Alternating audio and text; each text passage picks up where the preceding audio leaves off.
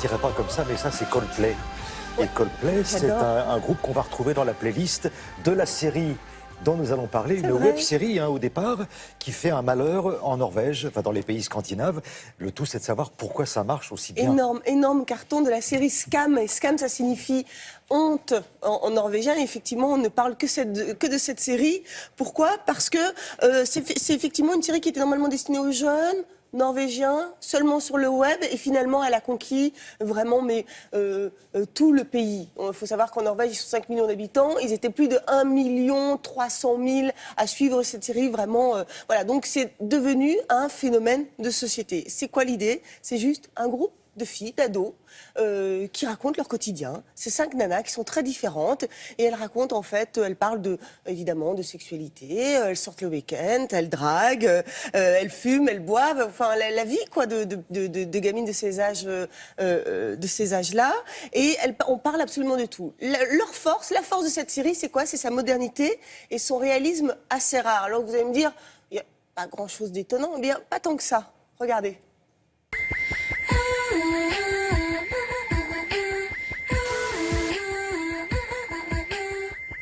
Depuis une quinzaine d'années, on a une grosse exposition aux séries, essentiellement américaines, un petit peu anglaises, françaises évidemment.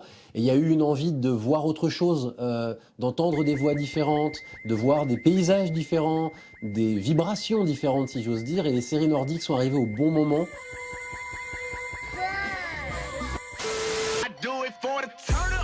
Quand Skam a été créé, c'était conçu comme une web-série, c'était conçu comme quelque chose qui puisse toucher directement les ados. Et pour toucher directement les ados, on raconte une histoire simple du quotidien des adolescents, sans fioritures, qui parlent comme des ados, qui bougent comme des ados, qui boivent comme des ados, qui ont une vie sexuelle comme des ados, quelque chose qui ressemble aux adolescents, quitte à ce que les parents soient inquiets.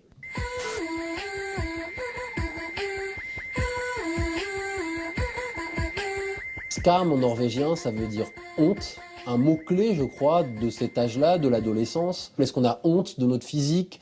Est-ce qu'on a honte de notre famille, de nos amis ? Comment on s'intègre ? Et est-ce qu'évidemment, on a honte aussi de ce qu'on fait ? Il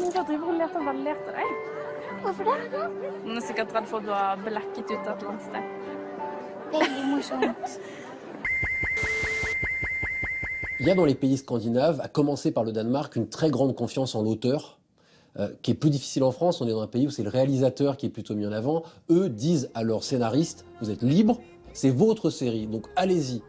Donc c'est à la fois un univers qui est très cru, qui n'a pas peur de montrer la réalité des choses, mais qui a conscience aussi de la mythologie qui entoure le pays, visuellement, et qui donc va jouer avec la pluie, va jouer avec la déprime, va jouer avec les personnages qui portent des gros pulls et qui boivent du café, va jouer avec tout ça. Le problème, c'est pas que c'est trash, le problème, c'est que c'est cru et réaliste, et que c'est une réalité, et cette série-là arrive à mettre le doigt dessus, et ceux qui la vivent s'identifient et sont émus, ceux qui ne la vivent pas se questionnent dessus, et donc finalement tout le monde y gagne, et tout le monde a quelque chose à tirer de cette série-là.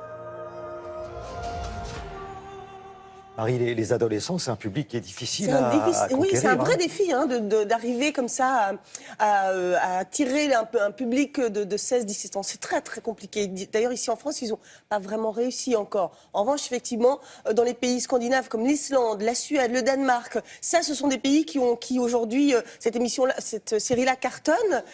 Mais elle a dépassé aussi ces frontières-là, puisqu'aujourd'hui, ce sont les États-Unis qui ont acheté les droits et qui vont adapter cette série. Et ça va s'appeler évidemment Shame. Merci beaucoup.